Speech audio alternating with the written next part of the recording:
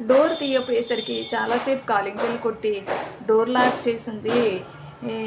ఏమైందా ఏంటా లోపల అని చెప్పేసి డోరు తట్టడం కూడా జరిగింది చాలాసార్లు. అయినా సరే డోర్ తీయట్లేదు. లోపల నుంచి ఏదో మాడిపోయిన వాసన విపరీతంగా వస్తుంది స్టవ్ మీద నుంచి. అంటే వంటలేవో జరుగుతున్నాయి కానీ డోర్ ఓపెన్ చేయట్లేదు. మనుషులు లోపల ఉన్నారు.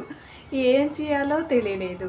చాలాసేపు ఆ తర్వాత ఐడియా వచ్చింది. మనకి ఇక్కడ డోర్ ఒకటి కొంచెం డోర్ మెష్‌కి నేను కొంచెం ర్యాష్‌గా లాగడం వల్ల చిన్న హోల్ పడింది. దాంట్లోంచి చెయ్యి ఎళ్తే గనక డోర్ ఓపెన్ చేసి మెష్ డోరు లక్కీగా లోపల డోర్ కూడా ఓపెన్ చేసుంటే లోపలికెళ్దాం అని చెప్పేసి, అది దేవుడి గది డోర్ అనమాట యాక్చువల్‌గా.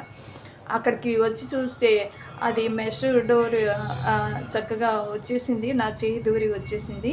లక్కీగా ఏంటంటే లోపల డోర్ కూడా తీసే ఉందనమాట. నేనెళ్ళేసరికి లోపల టీవీ పెట్టేసింది. బాగా గాఢ నిద్రలో ఉన్నారనమాట నాన్నగారు. అయితే అమ్మ ఉంది గానీ తనకి హెల్త్ ప్రాబ్లమ్ వల్ల లేచి డోర్ తీయటం అదేం ఉండదనమాట. మరి ఇంకా నేను లేచి ఒక 2-3 మినిట్స్ లేపే వరకు లేవలేదు. ఏంటంటే జరిగిన విషయము నేనొచ్చేసరికి లేట్ అవుతుందని స్టవ్ మీద ఏదో పెట్టేసి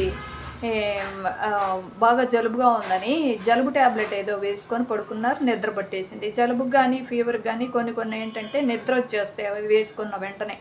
ఇంకా ఆదమరిచి నిద్రపోయారు. స్టవ్ మీదది గబగబా వెళ్ళి చూసేసరికి మాడిపోయి ఇంకొంచెం సేపట్లో మంటలొస్తుందేమో అన్నట్టుగా అయిపోయిందనమాట. అంటే ఈ ఇన్సిడెంట్ ఏంటి, ఎక్కడి నుంచి ఎక్కడికి వెళ్ళింది అంటే, అరే నేను అది చూసినప్పుడల్లా అరే మనం ఇంత నెగ్లిజెన్స్‌తో మనం తీస్తున్నామా, ఇది ఇది మరి సరిగ్గా తీయలేకపోయామా అనుకున్నా. ఆ హోలే ఆ రోజు నేను లోపలికెళ్ళటానికి దోహదం చేసింది.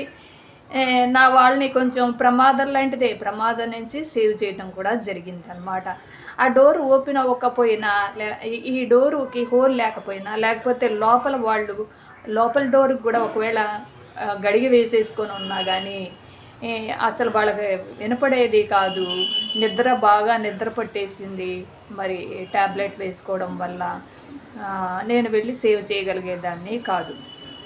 ఇది ఏంటంటే ఏది జరిగినా మరి మంచికే అనుకోవాలి అనేది. చూసారా ఈరోజు ఇలా నేను నెగ్లిజెన్స్‌తో తీయటం వల్ల ఇలా హోల్ పడింది. మళ్ళీ మెష్ మార్చుకోవాలా అని అనుకున్నారు. చూసారా ఇదే ఈరోజు సేవ్ చేసింది అని చెప్పడం జరిగిందనమాట. అంటే ఏదైనా సరే ఇది చిన్న అంశం చాలా. కానీ మన కష్ట నష్టాలు కలిగినప్పుడు విపరీతంగా బాధపడిపోయి అయ్యో మనకి కష్ట నష్టాలు కలిగిందే అని అనుకోకూడదు. అది స్పోర్టివ్‌గా తీసుకొని పోనీ ఇంకో మంచి విషయం ఏదైనా జరిగేలాగా మళ్ళీ మనం ప్రయత్నిద్దాము. మంచి విషయాల కోసం